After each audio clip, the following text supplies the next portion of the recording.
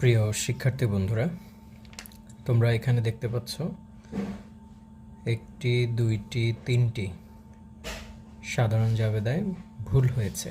তো এখানে কী ভুল হয়েছে এটা তোমাদের সাথে আমি আলোচনা করব। প্রথমে আসো জানুয়ারি 30 তারিখের যেই জাবেদা, এটা লেনদেনটা আমরা দেখি।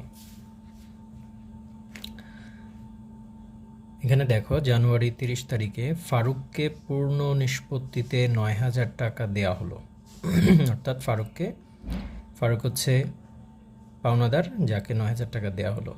এখন এই 30 তারিখের লেনদেনটি 25 তারিখের সাথে রিলেটেড, ঠিক আছে?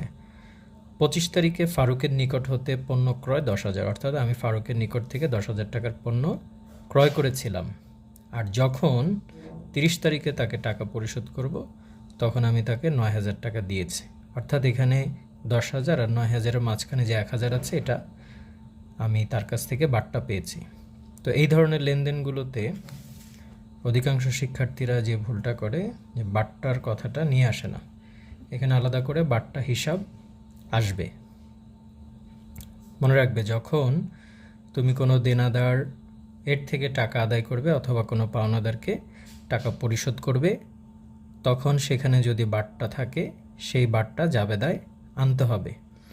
তো এখানে যেহেতু আমি পাওনাদার ফারুককে টাকা দিয়েছি, এই জন্য আমার নগদান হিসাব ক্রেডিট হবে 9,000। তার কাছ থেকে আমি 1,000 টাকা ছাড় পেয়েছি, অর্থাৎ এটি আমার জন্য প্রাপ্ত বাট্টা, এটি আমার জন্য আয় হিসাব, তাই প্রাপ্ত বাট্টা 1,000 ক্রেডিট। আর ফারুক নামের যে পাওনাদার ছিল 10,000 টাকা, এই 10,000 টাকার দায় আমার কমে যাবে, ফলে ফারুক হিসাব বা প্রদেয় হিসাব ক্রেডিট হবে। এরপরে আসো 15 তারিখে যেই ভুলটি করেছে শিক্ষার্থী, সেটি হচ্ছে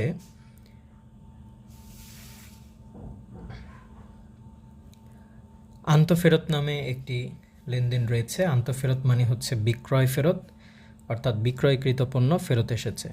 তো বিক্রয়ের সাথে সবসময় দেনাদারের সম্পর্ক, কিন্তু শিক্ষার্থী এখানে জাবেদা দিয়েছে আন্তঃফেরত ডেবিট ক্রয় ক্রেডিট, যেটা সম্পূর্ণ ভুল। এখানে জাবেদা হবে আন্তঃফেরত বা বিক্রয় ফেরত ডেবিট এবং প্রাপ্য হিসাব ক্রেডিট। আমরা যখন দেনাদারের কাছে বা কোনো ক্রেতার কাছে পণ্য বিক্রি করি ধারে, তখন একজন প্রাপ্য হিসাব তৈরি হয়।